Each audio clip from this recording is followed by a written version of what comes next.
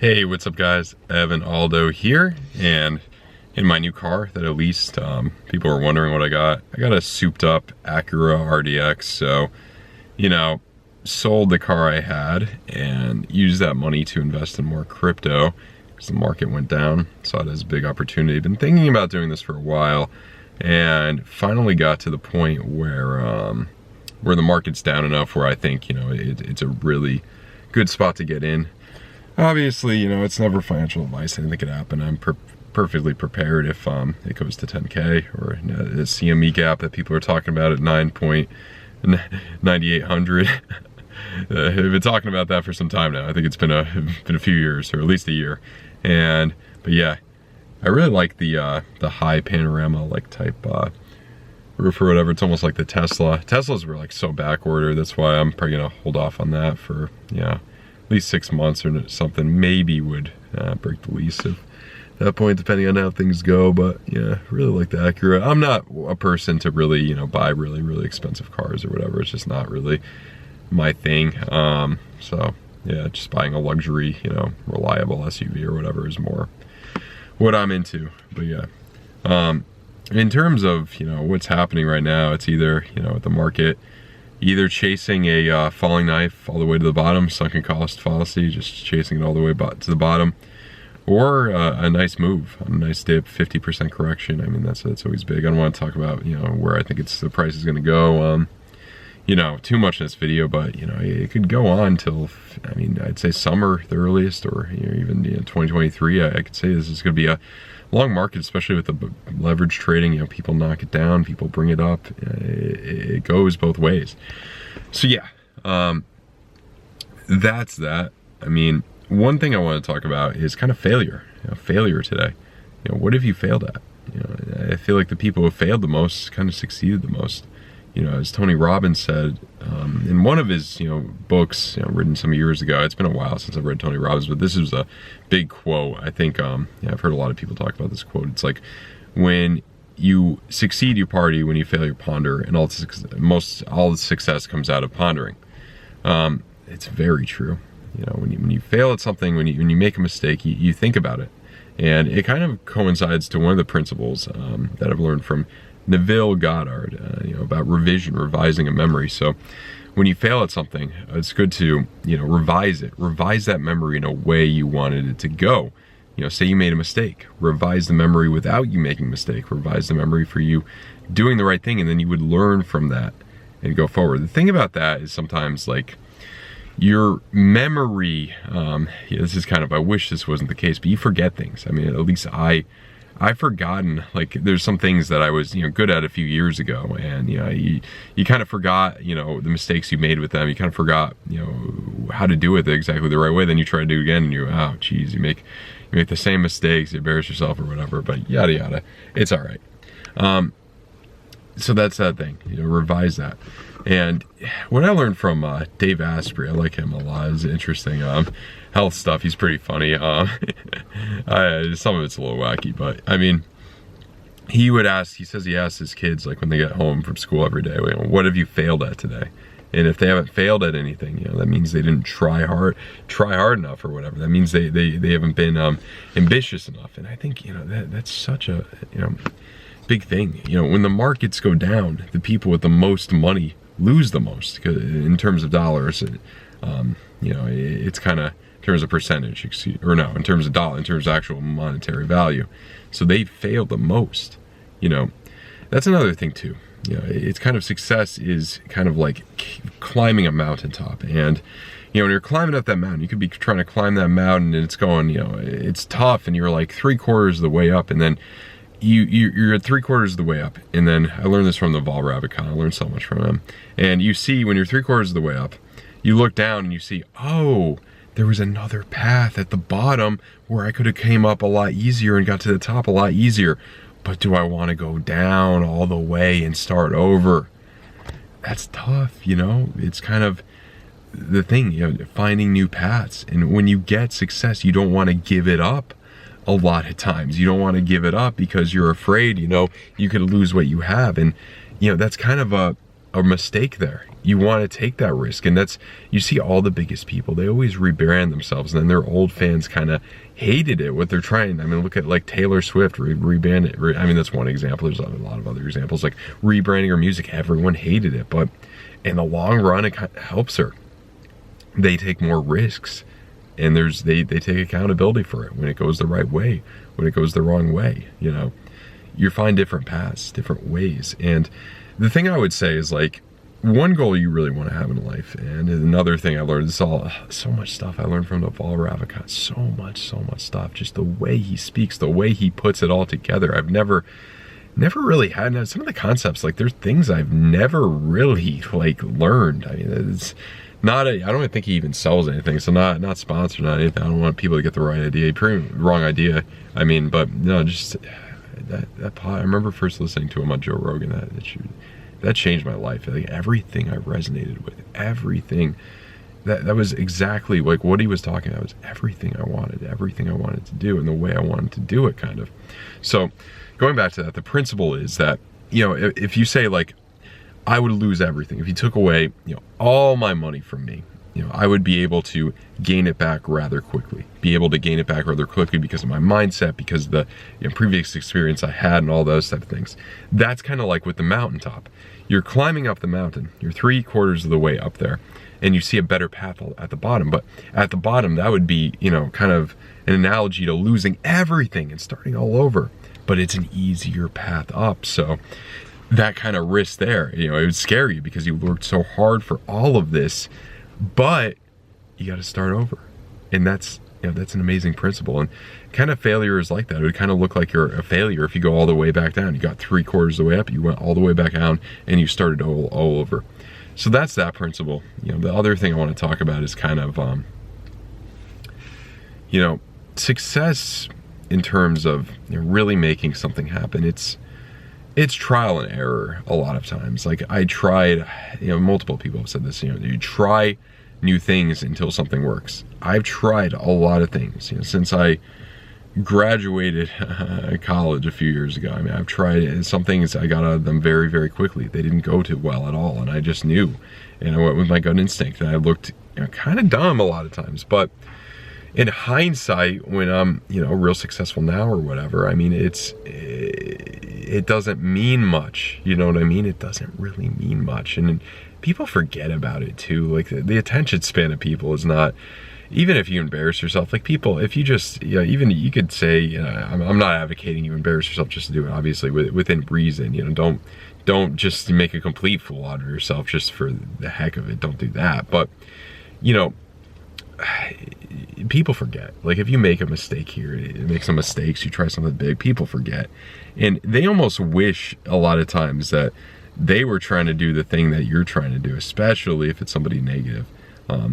One principle I learned from Neville Goddard, that's a law of attraction teacher. Law of attraction is getting bigger and bigger ever since I learned about it. And I learned about it originally, I heard about it before some years ago. I read a book by Joe Dispenza, so I kind of knew what it was. Dr. Bruce Lipton, they're great people. And I kind of knew what it was, but Carl, you know, you guys obviously know Carl from the moon, most of you probably, in the crypto YouTuber space. You know, he's worth in the hundreds of millions, and he says he did, you know, it was all through a law of attraction. And that's the first time he said that, it was really, really intriguing to me. That was like, wow, I was like, whoa, like, and this is something that I probably should pay a little bit of attention to, do some research on. So I read a lot of stuff by, you know, one of the big people in it originally was Neville Goddard, and, you know, one of his things was, don't accept a reality that you don't want. You can create your own reality. And that was kind of, I remember one of the things my father used to always tell me was, you need to accept reality. He used to always say that to, you know, discourage me from, you know, trying to be unconventional or whatever, or trying to, I don't know, escape the 9 to 5 or something like that. But really, it was the opposite. Really, it was the opposite. And that's the thing too. Like, most people, like, you know, are middle class, you know, these poor families or whatever. They're going to tell you that it's probably, you know, it's unlikely, and they're going to tell you because they weren't able to do it. When somebody tells you you can't do something, it means they can't do it. That's why in one of Robert Kiyosaki's books, I read that, Robert Kiyosaki, I've learned a ton from too. He's really good as well. I mean, just all the, that's how I got successful, really. Like, if you guys want to know, like, I mean, there's a lot of things, obviously, but a few of the things, you know, put together, Naval Ravikant, reading a ton of stuff. I mean, that's really important, reading a ton of stuff. Or, I have a bad neck. I don't really read much. It hurts my neck to look down too much at an iPad or a book, but I listen to a lot of audiobooks, a lot of podcasts, things like that, which is just as good if you actually pay attention to it. And, you know, I read a lot, listened to a lot of Robert Kiyosaki's books, audiobooks, all that type of stuff. The principles of, you know, how things work.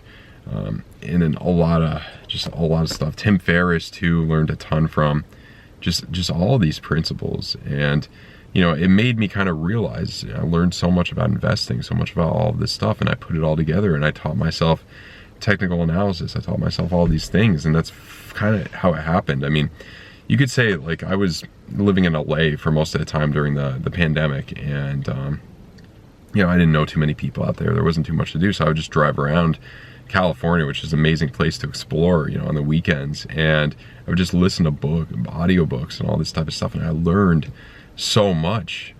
I learned just incredible amounts of information, and it just changed so many aspects of my life. And then going back to kind of law of attraction, that's really when, you know, I moved to Florida. When I got really serious about, you know, starting my own business, you know, and trading for a living, all these type of things.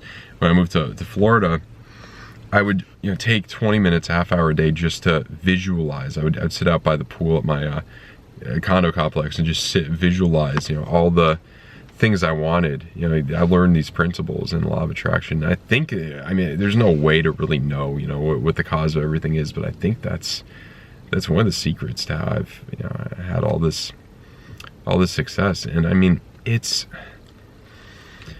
interesting. Like, it's interesting to see, because a lot of people I talk to, I mean, a lot of people, like, I talk to, they're just telling you how they're like victims. They have that victim kind of mentality. You know, if it wasn't for this or that or whatever, I would be successful or whatever, or my parents or this or that. And, you know, I'm not telling them they're wrong. Like, I don't want to get anyone wrong. Like, if you went through some tough stuff, like, I'm sorry. Like, I'm not saying, like, I don't want to say that you're not a victim or whatever. But what I will say is that thinking about that constantly, and it's just going to limit you. Thinking about that constantly is going to limit you.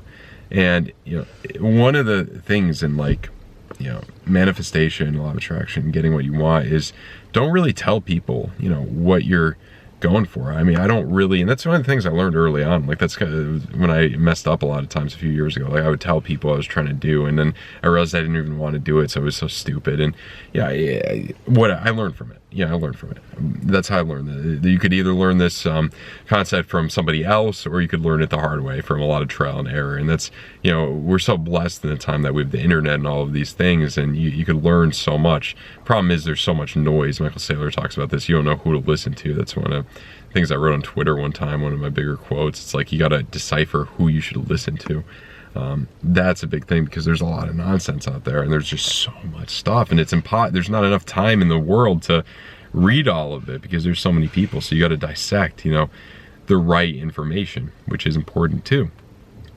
Who knows? Maybe I'm the wrong person to listen to. I mean, anything's possible, but I mean, none of us has ever, you know, find just any type of advice, you know, just kind of just my, you know, my thoughts.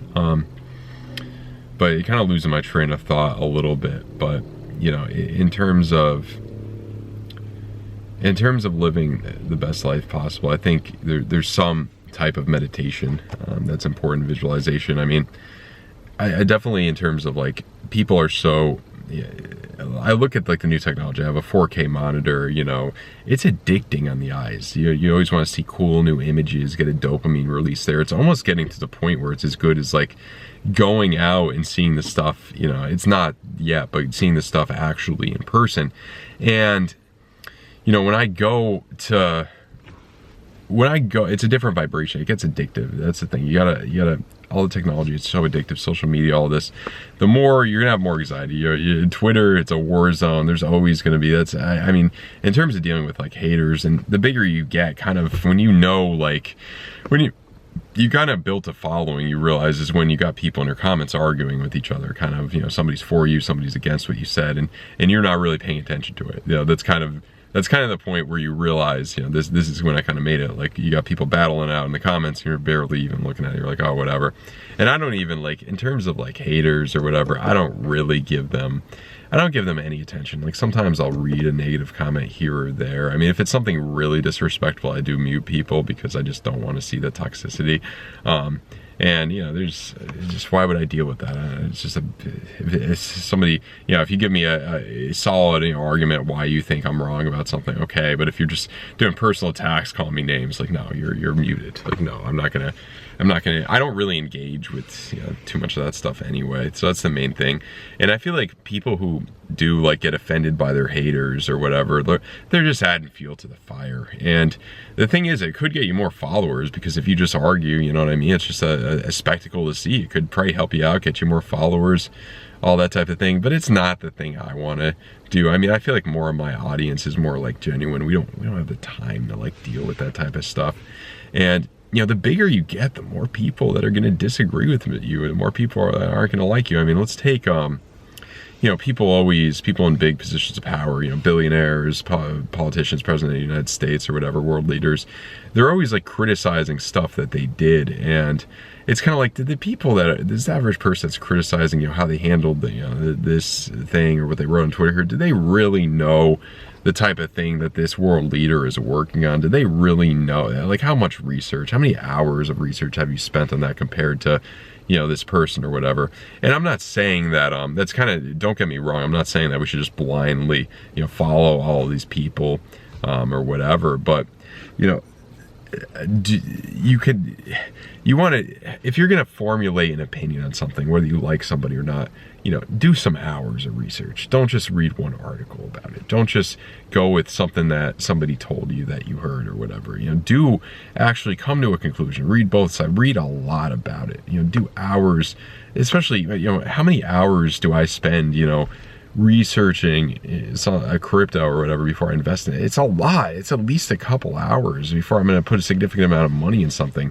I mean, hours and hours spent. Like, and then when I have somebody, like, tell me, oh, you know, oh, it's a terrible idea what you're doing, I'm just like, you know, how much research have you done with this and done into this? And, you know, usually they don't even let you, like, answer that question. Usually just talk over you, but it's okay. I mean, maybe they're right. I don't know. I mean, no one knows. Anything can happen. That's really the, you know, in Mark Douglas's book, Trading in Zone, anything can happen. Anything can happen always. So, you know, that's something to probably leave you guys with. That was just some food for thought for today on this, it's a cold day. I don't know if I mentioned it, cold day. It's 59 degrees in South Florida right now during the day, which is probably as cold as it ever gets here. As I was trying to do the video outside, it was too windy, but yeah, I mean, that's why I kind of want to end you off with, those are the things that kind of crafted a lot of my success in the paths that I went down. In terms of what to work on, that's important too. Finding out, you know, what's the thing you want to work on. If you're interested in my videos, you're probably interested in crypto. Maybe it's that. You know, there's other things too, other new ideas. All right, guys, hope you enjoyed the video. Please leave a like. Please leave a comment down below. Subscribe to the channel. If you enjoy this type of content, let me know. And have a good one, guys. Goodbye.